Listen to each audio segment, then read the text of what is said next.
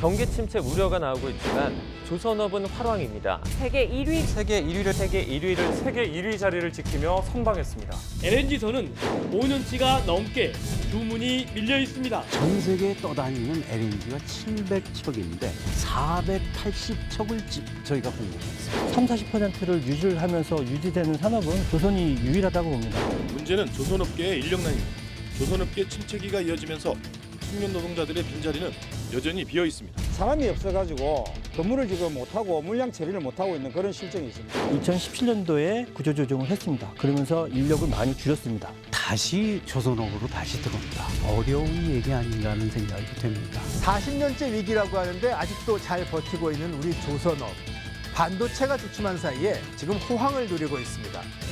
선진국은 떠나고 개도국은 아직 못 쫓아오는 사이에 세계의 선박 수주를 지금 챙기고 있는데요. 사실은 우리 제조업의 고민과 대안이 여기 담겨 있다고 합니다. 그 자세한 내용 이슈 더 이슈에서 같이 알아보겠습니다.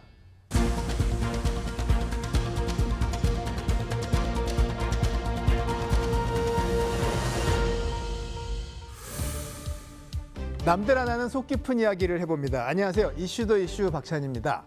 조선산업이 요즘 전례 없는 호황을 누리고 있습니다. 이게 틈만 나면 위기설에 긴급 대책이 나오던 사업인데 도대체 무슨 사연인지, 그리고 혹시 여전히 남아있는 문제는 없는지 같이 알아보죠.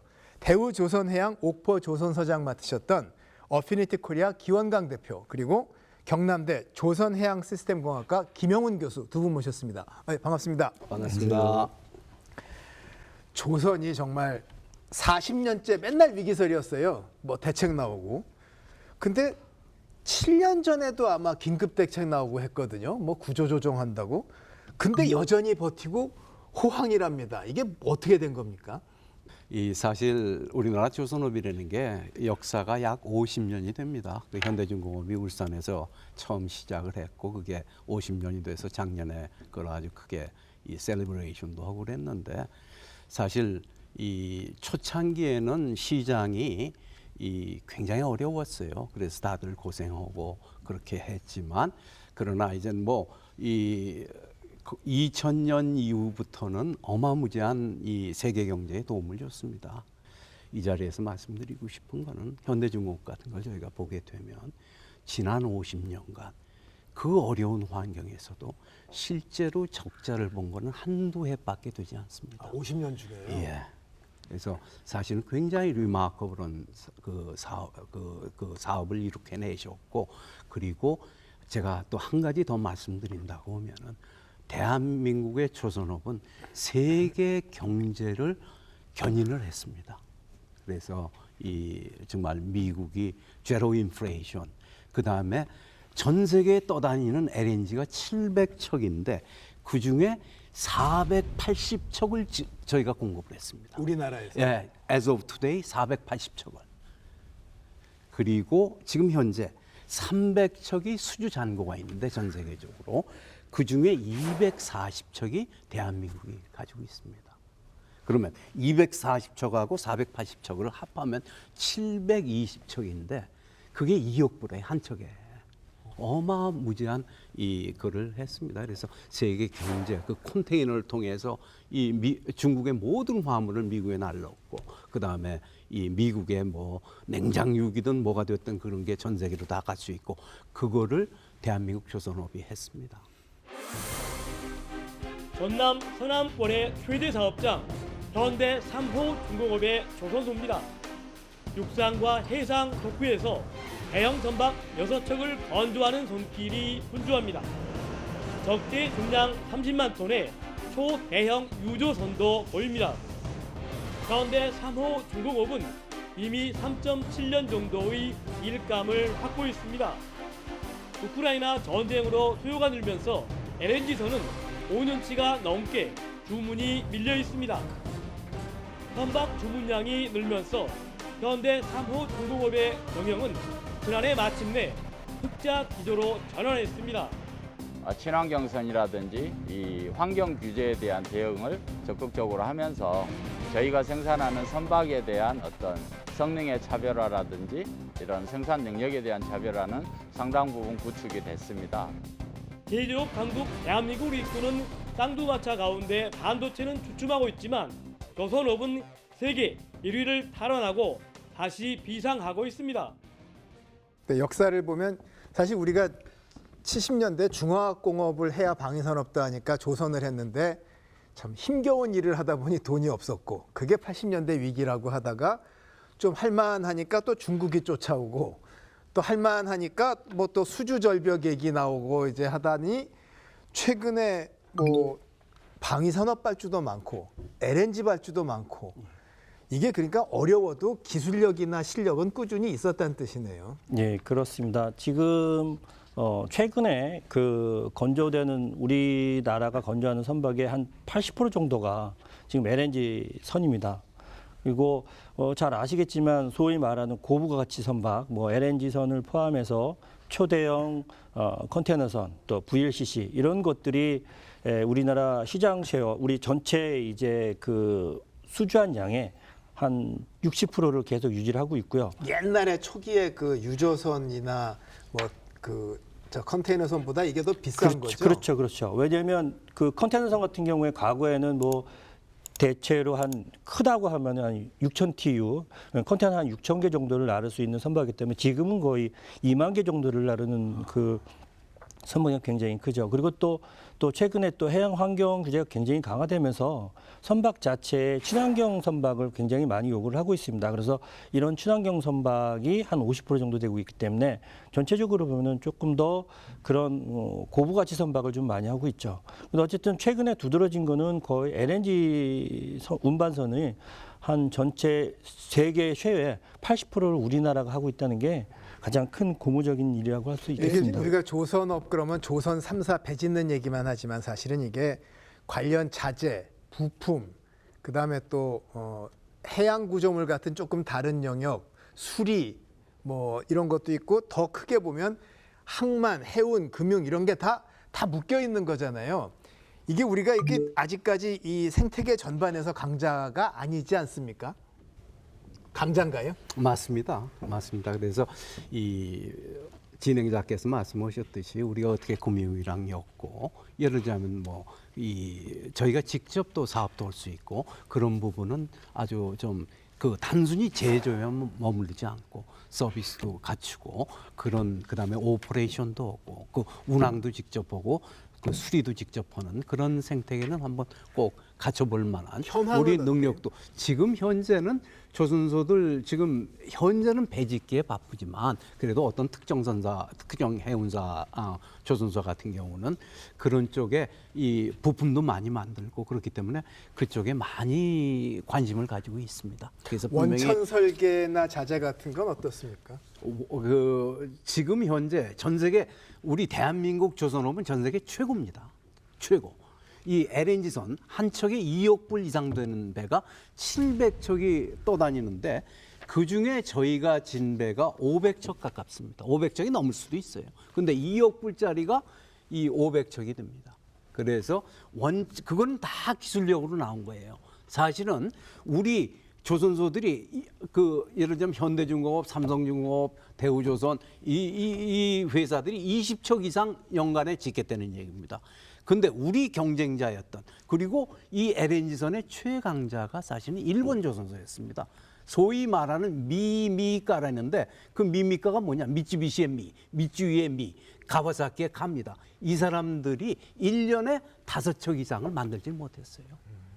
그러니까 그거의 배경은 기술의 혁신, 프로덕션, 그 생산의 혁신, 그리고 우리를 뒷받침해주는 이 모든 이 기자재 업체들, 그 사람들의 노력으로 지금 현재가 탄생을 했습니다. 그래서 정말 대한민국의 조선업은 전 세계 경제에 어마무지한 이 컨트리뷰션을 하고 도움을 주고 있고 정말 전 세계에서 자랑할 만한 산업 중에 하나입니다. 네, 이렇게 한번 물어볼까요? 미국, 독일이 강자다가 그다음에 일본이 강자다 우리인데 선진국들 우리보다 이제 더 앞선 나라들은 지금 우리랑 경쟁이 이제 안 되고 중국도 못 쫓아오는 이유가 뭐예요? 일단 선진국들은 우리나라보다 임금 수준이 높습니다. 그래서 가격적인 측면에서 경쟁이 안 되기 때문에 사실은 선박 만드는 부분에 있어서는 경쟁이 안 됩니다. 대신에 유럽이라든가 일본 이런 그 선진국들은 대신에 전통적으로 옛날서부터 선박에 들어가는 여러 가지 장비들, 뭐 엔진서부터 여러 가지 들어가는 장비들은 굉장히 잘 만들어 왔습니다. 그래서 이런 항해 통신 장비를 비롯해서 이런 부분에 있어서는 경쟁력이 있습니다. 우리나라보다. 그래서 이제 유럽 같은 나라는 이제 이걸 가지고서 이제 그 비즈니스를 유지를 하고요. 대신에 중국 같은 경우에는 기본적으로 선박에 대한 수요가 굉장히 많이 있습니다. 자기네 수요가. 그러니까 자기네 수요가 많기 때문에 자기네 선박은 자기네가 짓는다고 하는 그런 기본 원칙하에서 선박을 짓는데 물론 중국도 많은 기세제는 수입을 하고 있습니다. 근데 전반적으로 보면은 중국은 우리나라보다 가격을 굉장히 낮게 하고 있습니다. 그러니까 가격은 낮게 하지만 대신에 기술, 아까 말씀드렸던 설계라든가 이런 부분에 있어서는 우리나라가 굉장히 잘하고 있기 때문에 기술적인 측면에서는 우리나라가 앞서가 있고 가격으로 보면은 이제 중국이 이제 조금 위에 있죠. 그러다 보니까 우리가 많이 건조하는 선박들 중에서 탱커라든가 벌커 이런 것들은 중국이 굉장히 강하고요. 그다음에 LNG선이라든가 초대형 컨테너선, 그다음에 VLCC, 대형 유조선 이런 부분은 기술을 중심으로 하기 때문에 우리나라가 강한 면을 보이고 있습니다. 근데 지금 말씀 듣고 보면 우리가 배 만드는 건 확실히 강자예요. 근데 사실 또 배가 아무 나라나 만들 수 없는 게 항만 조건도 있고 우리가 좀 유리하다고는 하는데 원천 기술 부분의 뭐 중요 부분 그리고 금융이나 해운이나 이런 쪽과의 연결부는 아직은 우리가 최강자는 아니군요. 맞습니다. 맞습니다.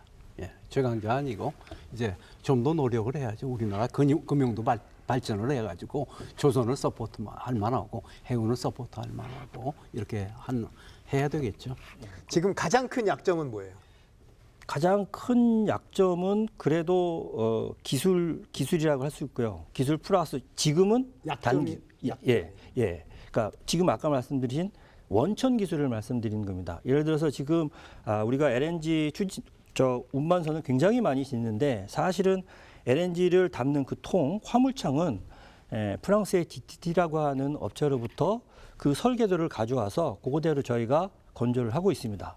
그래서 우리나라가 한 척 건조할 때마다 거의 100억 원씩이나 이렇게 지불을 하고 있습니다. 그러니까 이 원천 기술 같은 부분은 사실 저희가 좀 부족하고요. 대신에 이걸 이용해서 할 수 있는 건조 기술들은 저희가 굉장히 강한 부분이 있습니다.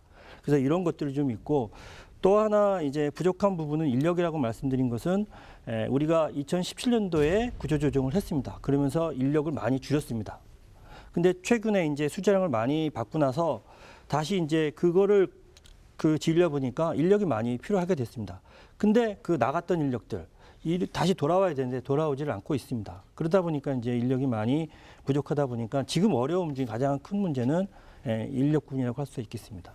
결국은 이제 조선업의 주변 산업들까지 생태계에서 지금 잘하는 거 지키면서 이제 영국이나 앞선 나라들이 간 걸 어떻게 우리가 다 이제 먹을 거냐 이 얘기를 고민하는 것 같은데, 근데 우리가 이제 위기가 많았잖아요.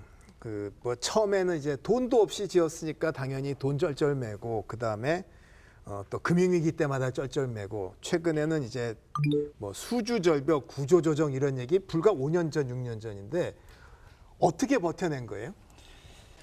사실은 이제 구조조정 하는 과정에서 많은 인력들이 이제 이직을 했습니다만 또 조선소 자체적으로 사실 어떻게 보면 선박을 건조하는데 불필요한 여러 가지 자본들 또는 이제 뭐 땅이라든가 이런 여러 가지를 다 처분을 좀 했습니다. 그래서 기업의 체질을 좀 바꾸자, 아주 슬림하게 만들어 놓고 경영 수지를 좀 플러스하는 방향으로 가야 된다. 그래서 그런 노력들을 좀 많이 했고요. 사실 그 와중에 정부에서도 결국은 우리나라가 앞으로도 계속 경쟁력을 가져가려고 그러면 기술이 필요하기 때문에 정부에서도 기술 개발에 대한 어떤 지원들을 상당히 많이 했습니다. 그래서 그런 것들이 잘 이렇게 조화가 돼가지고 지금까지 온 거라고 생각이 됩니다. 포항제철이 없었다면은 지금 조선업이 이만큼 잘 됐을까요? 굉장히 어려웠죠. 그렇죠. 절대적인 동력이었습니다. 포철이는. 그러니까 현대가 그렇게 체제를 갖춘 것도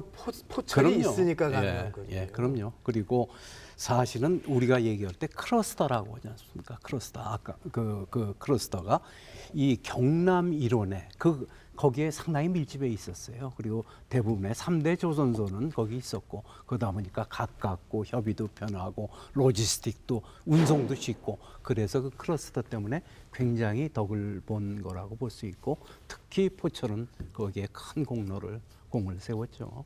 그러면 최근에 이 우크라이나 전쟁 때문에 난데없이 우리 조선이 호황이라고 하는데 그 이유가 뭡니까? 그건 약간 과장이 됐는데 과장이요? 예, 약간 과장이 됐습니다. 그거 우크라이나에서 유럽이 수입하는 파이프로 수입하는 가스량 전체가 1,600억 네. 큐빅미터예요. 예? 근데 그거를 LNG 볼륨으로 환산을 하면은 1억 1,000만 톤입니다.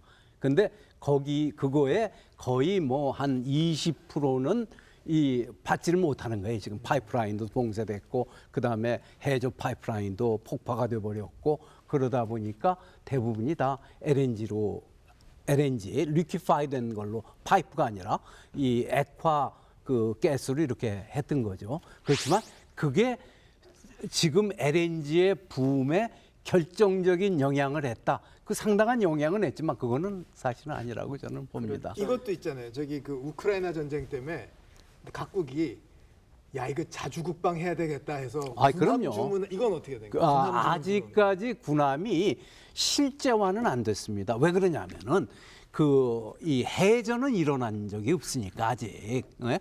그러나 이 뭐 K2, K9, 포탄 뭐 이런 건 어마무지하게 들어가 있죠. 우크라이나 전쟁 때문에 그 당장은 LNG 수요가 늘은 거는 과장 보도도 좀 있다. 예, 맞습니다. 그다음에 그 각국의 자주국방 연안 해안의 방위력 강화도 주문이 그리 현실화된 것은 현재까지는 아니다. 네, 현재까지는. 그러나 한 가지만 더 말씀드리면 지금 현재 이 유럽이 러시아 가스 봉쇄에서 이게 상당히 자유로워졌어요. 지금 현재 유럽이 보유하고 있는 가스 보유량이 55.7%인데 100% 탱크를 100% 채운다고 할 때 그거는 작년에 비해서 20%가 올라간 그 정도입니다. 그런데 그 배경은 독일이 특히 그런데 독일의 소위 말하는 인수기지, LNG를 받을 수 있는 인수기지, 그게 다 한국에서 진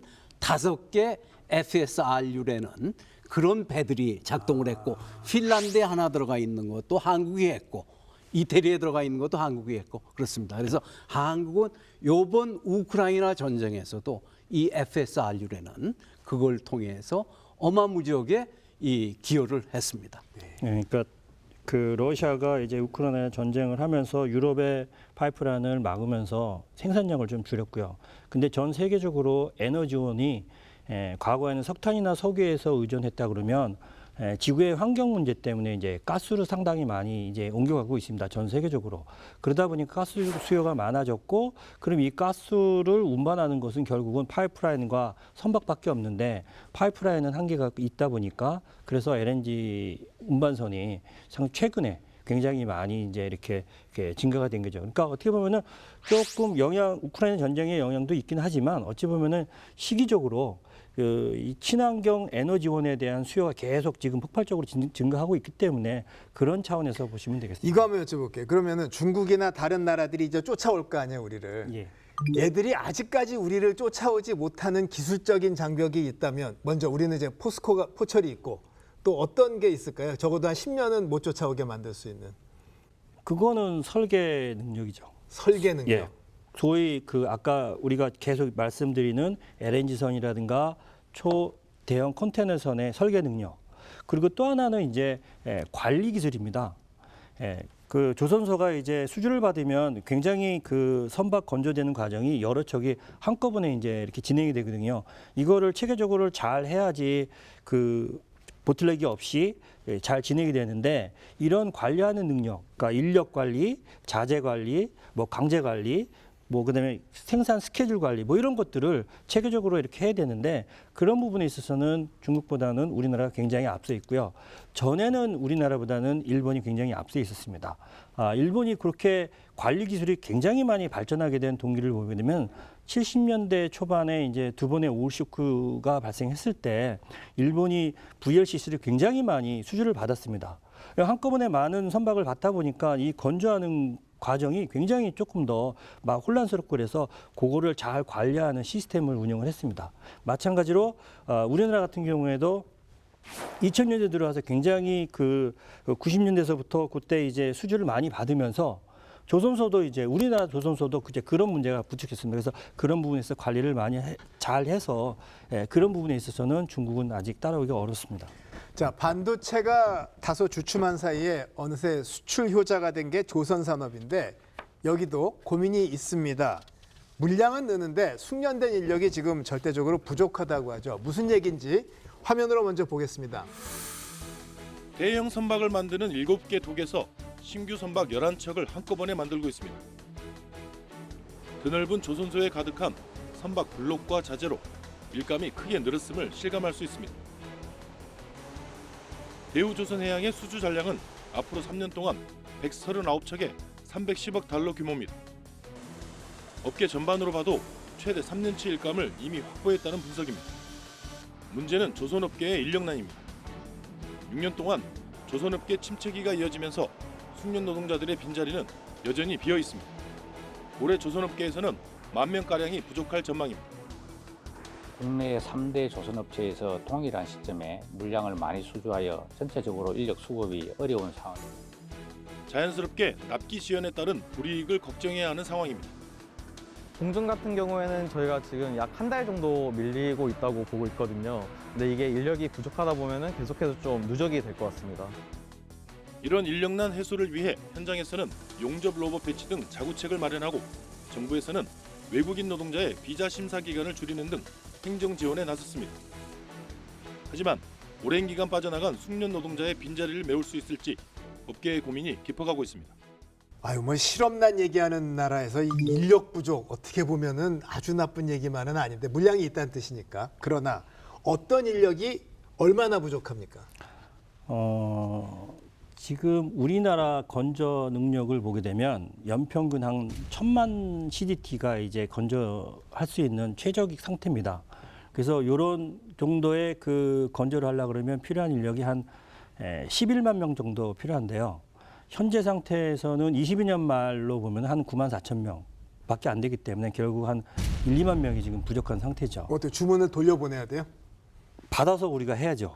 그러려고 그러면 결국은 인력이 필요한데 그 인력 중에 한 80%가 기능 인력입니다. 예를 들면 그 중에서 제일 중요한 인력이 뭐 용접 인력이라든가 도장 인력, 뭐 전기공 인력 이런 인력들이 필요하고 용접 인력 같은 경우는 한 적어도 한 5,000명 이상 필요하고요.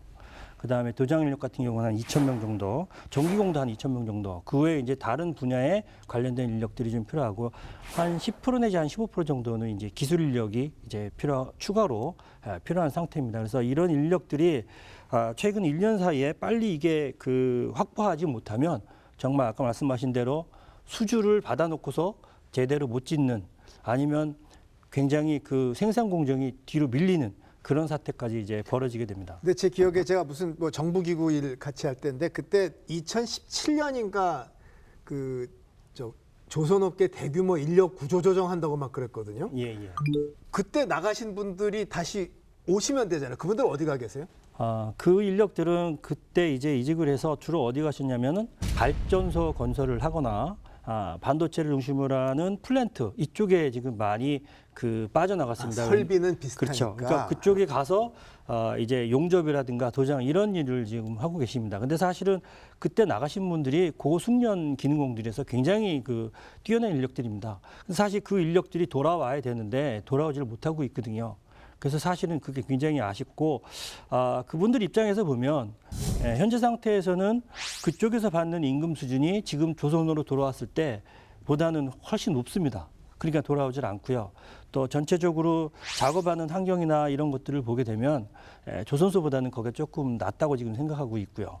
그리고 또 더 근본적으로는 이제 조선 산업이라는 게 아까도 말씀드렸지만 이제 호황이 있고 불황이 있고 그러면 이제 지금 호황이라서 이제 가겠지만 어느 순간에 또 이제 불황 단계가 오면 또 혹시나 또 구조조정의 형태로 해서 또 이를까봐 사실 그런 부분에 있어서 좀 겁을 좀 먹는 것 같습니다. 그러면 대책이 뭐가 있을까요? 외국인 인력을 모셔야 되나요? 어떻게 돼요? 사실은 외국 인력을 먼저 모시기 전에 사실 내국인 인력으로 조금 이제 확보할 수 있으면 해야 되겠죠. 근데 내국 인력은 그래서 용접이라든가 도장이라든가 조금 힘들거나 어려운 일 이런 부분에 대해서는 굉장히 좀 기피하는 경향이 있습니다. 그러다 보니까 결국은 외국 인력에 의존할 수밖에 없고 그렇지만 이것들은 결국은 중장기적으로 보면은 외국 인력에 의존하는 것도 조금 문제가 있습니다. 왜냐하면 어쨌든 그 인력들은 의사소통하는 데 좀 문제가 있을 수 있고요.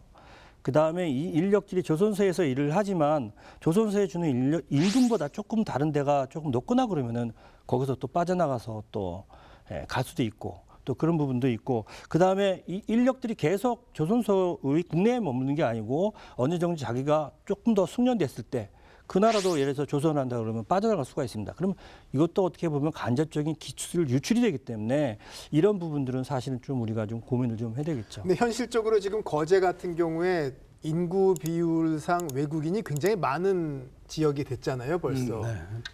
어쩔 수 없는 거 아니에요, 외국인들 모시는 건? 그렇죠. 외국인들이 이 제대로만 일을 해줄 수 있다고 하면은 이제는 개방해야 되겠죠. 근데 지금 뭐 애로가 좀 있나요?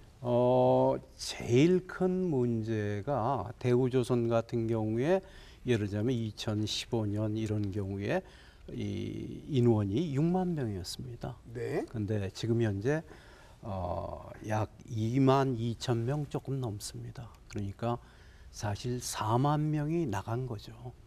나가면서 그렇게 기쁜 마음으로 나가지는 않았을 것 같습니다. 그래서 다시 조선업으로 다시 들어온다.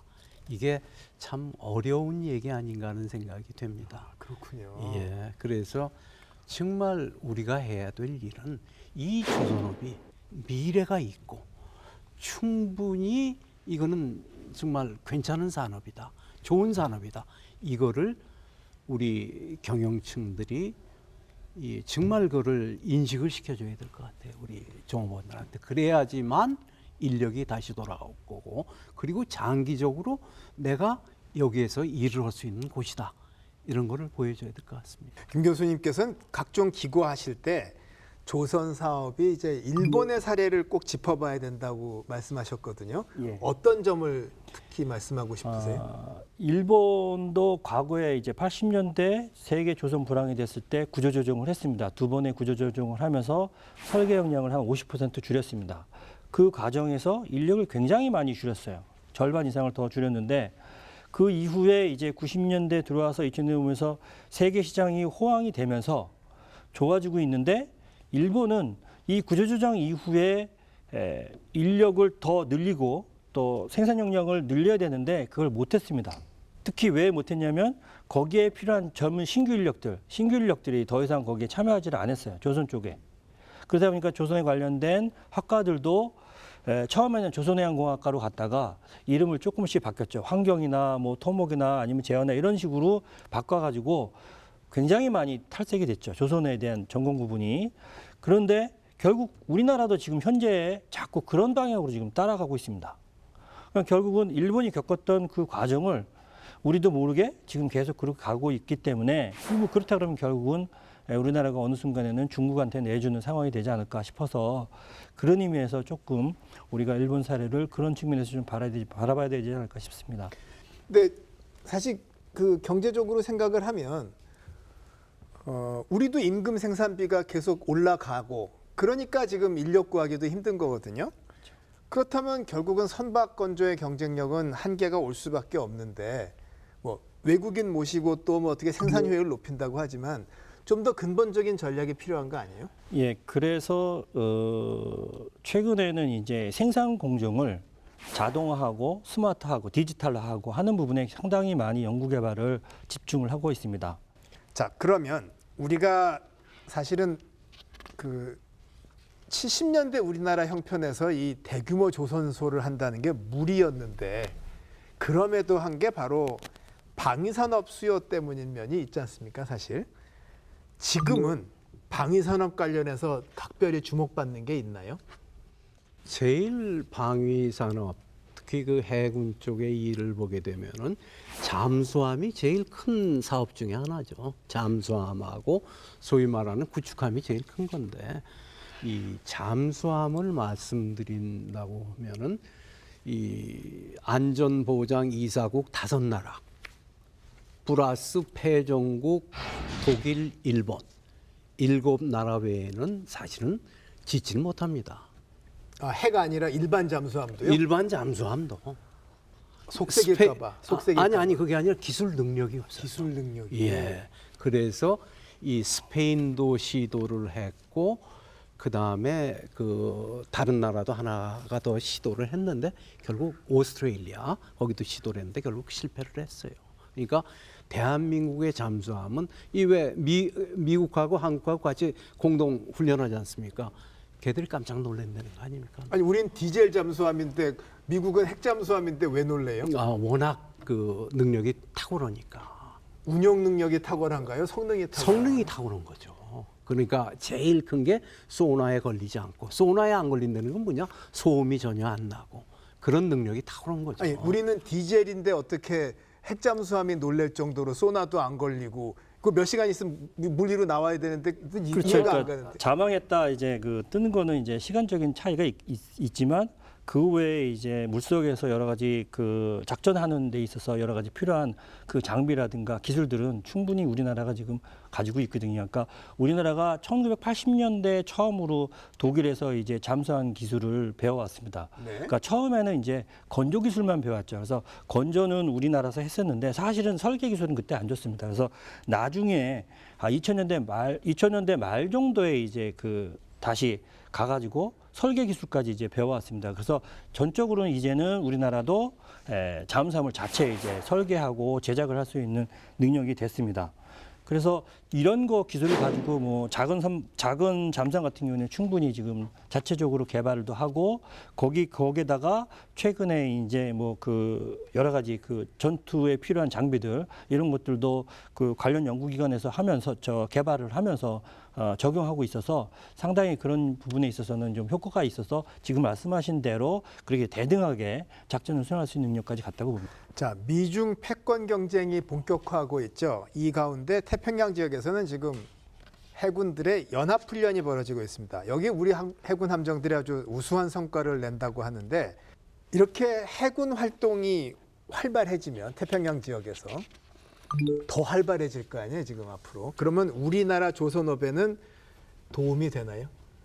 도움이 될 수밖에 없겠죠. 특히 그 군함 쪽이라든가 그런 데는 뭐 그 필리핀이다, 인도네시아다, 이 특히 이 중국과 상당히 많은 그 바다를 그 공유로 하고 있으면 자연히 필요하겠고 사실 그걸 질 수 있는 거는 그렇게 많은 나라가 없죠.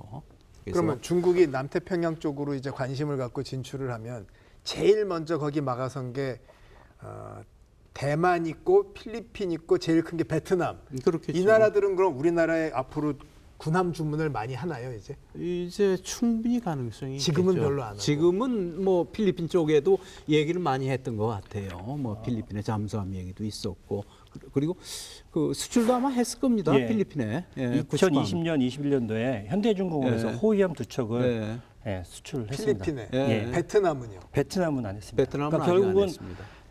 동남아시아 지역이 결국은 주변이 다 바다기 때문에 자기네 영해를 지키려면 결국 배가 필요하고 그래서 최근에 이제 그 우리 군사 훈련을 하면서 우리 선박에 대한 뭐 그 우위성이라든가 이런 것들이 많이 이제 표출이 되면 충분히 우리가 그 수주받을 확률이 굉장히 높겠죠. 그러니까 그 미중 패권 경쟁도 뭐 평화롭길 바라고 남태평양도 평화롭기를 바라는데 이렇게 긴장이 높아지면 그 나라들도 뭐 미국만 믿지 않고 배를 살 거 아니에요. 그렇죠. 자주 국방을 위해서는 그쪽 나라도 필요하기 때문에 그런 부분에 있어서는 정말 호주도 마찬가지일까요? 저는 뭐 그렇다고 생각이 됩니다. 그럼 배 팔 데가 많군요. 예, 그럼요. 바다를 끼고 있는 나라는 사실은 가능성이 굉장히 높죠. 네, 아직은 주문 들어오는 건 많지 않다. 아직 현재는. 네. 그러니까 그러나 열심히 이제 충분히 가능성이 있는 거죠. 호주가 최근에 미국, 영국이랑 해가지고 핵잠함을 짓기로 했지 않습니까? 네. 그것도 아주 큰 이 가능성을 열어주는 그 거죠. 호주한테 핵 잠함을 열어준 거예요. 그 미국이 기술을 주고, 줬죠. 예, 그다음에 1호함, 뭐 2호함은 영국에서 짓고 나머지는 이 호주에서 짓는다 이런 개념인데 긴장 강도가 높아지면 우리나라하고도 그렇게 하자는 얘기가 나오겠네요. 뭐 지금 얘기가 이런 거 아니겠습니까? 최근에 신문 기사에 보면 미국의 군함 수가 중국에 비해서 절대적으로 적다. 이게 말이 되냐? 이렇듯이 이 미국도 전력 강화를 해야 될 거고 필요하다면 미국과도 협조가 가능하죠. 우리가 예를 들자면 이 선체하고 상당히 가능한 거 줘주고 파이널 그 최종적인 이 군사 장비를 미국에서 짓는다.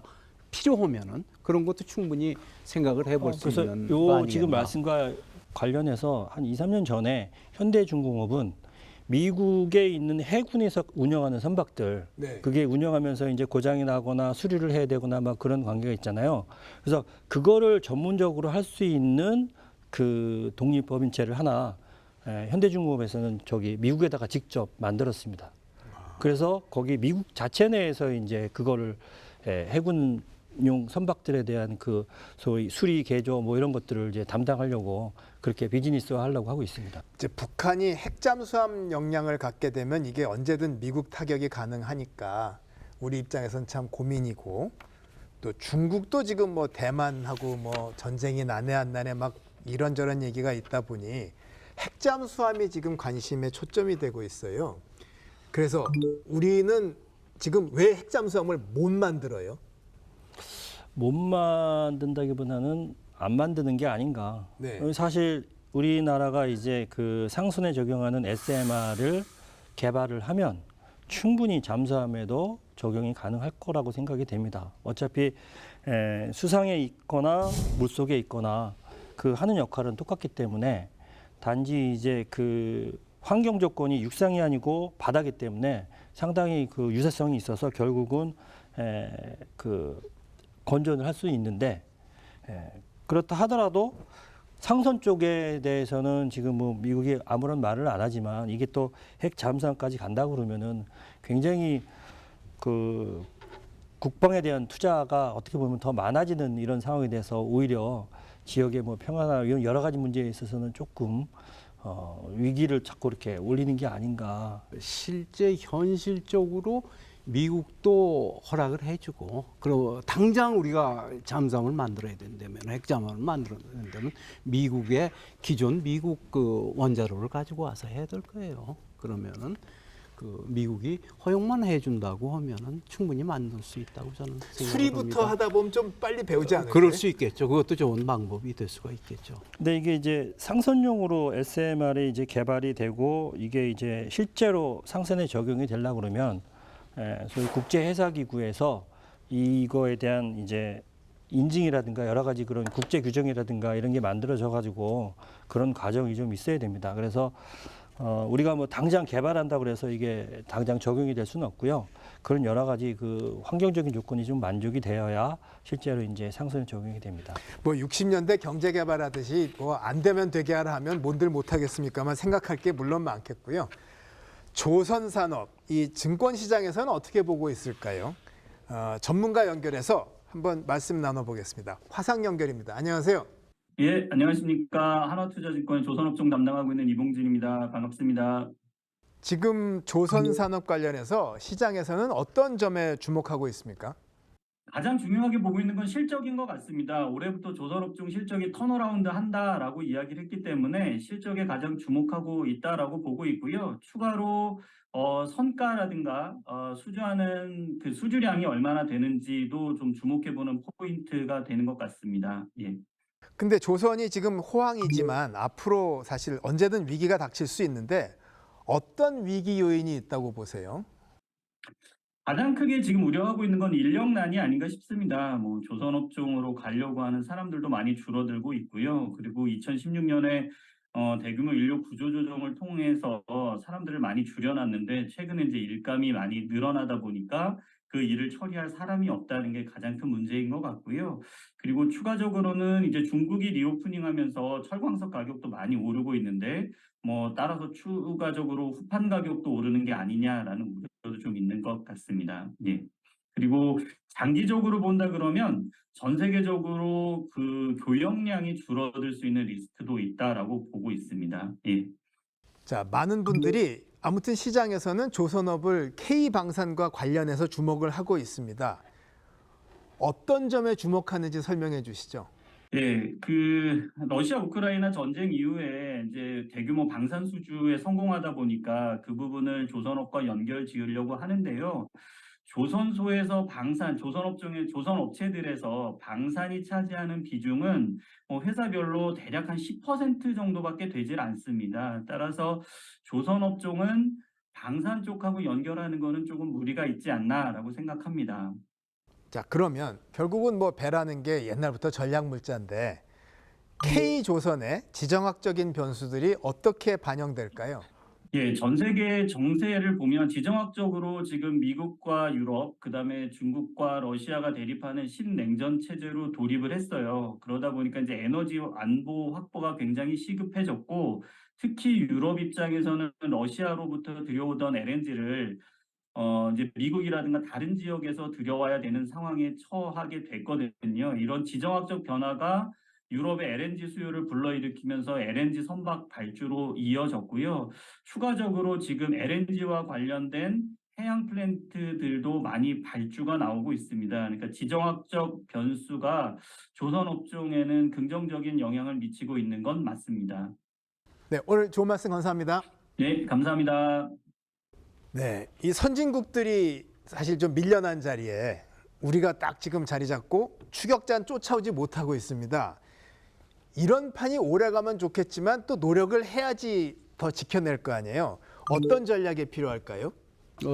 이 제일 최근에 화두가 되는 게 탈탄소화, 그다음에 디지털리제이션이 제일 큰 화두입니다. 그래서 우리가 어떤 연료가 정말 친환경 연료인지 그걸 개발을 해야 되고, 두 번째 거기에 적합한 엔진을 개발해야 되고 이렇습니다. 그런데 우리는 이미 그쪽에 벌써 한 발자국 진입을 했습니다. 최근에 유행하는 그 메탄올이라는 게 그 엔진을 전 세계에서 처음으로 현대중공업에서 그 며칠 전에 이 완성을 해가지고 지금 시운전 중에 있습니다. 아니 근데 테슬라에는 전 세계의 돈이 모이는데 왜 우리는 이렇게 그 차세대 선박의 에너지를 꽉 잡고 있는데도 전 세계의 돈이 안 모이나요?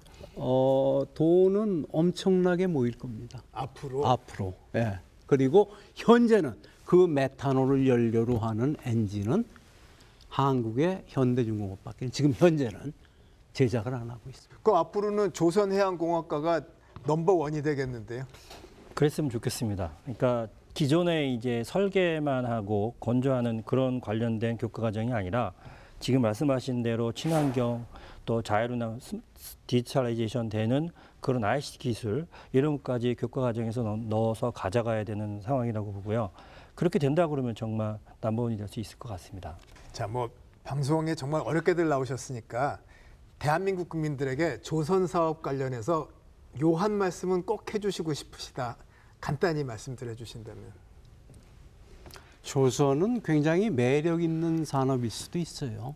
그 절대 이 꼭 무슨 뭐 용접하고 이런 거에만 그런 이 인식을 가지고 있는데 정말 그 상당히 많은 일을 할 수 있고 앞으로 이 미래도 상당히 밝습니다. 그래서 저는 굉장히 매력 있고 세계 경제에 크게 도움이 될 수 있는 산업이 조선 산업이다 이렇게 생각을 합니다.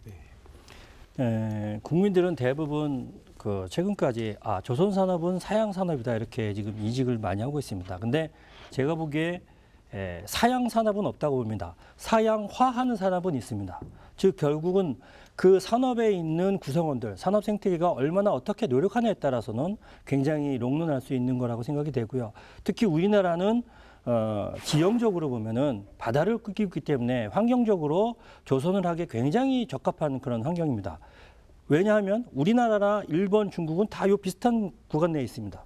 그렇기 때문에 굉장히 중요하고, 그리고 또 사실 최근까지 세계 시장 쉐어를 30~40%를 유지를 하면서 유지되는 산업은 국내에 없습니다.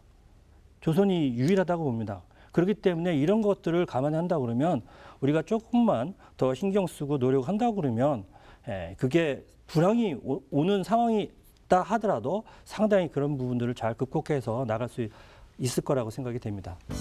이 과거에 세계를 호령하던 나라들이 물러난 자리에 지금 그동안 어렵게 버텨왔던 우리 조선사들이 그야말로 호황을 누리고 있습니다. 전쟁의 위협이 또 여기에 기회가 되고 있는데요. 자, 평화는 힘으로 지킨다는 만큼 이게 다 잘 사는 나라를 만드는 기회가 되면 정말 좋겠습니다. 두 분 수고해 주셨는데요. 어피니티 코리아 기원강 대표 그리고 경남대 조선해양시스템공학과 김영훈 교수 대단히 수고 많으셨습니다. 고맙습니다. 감사합니다.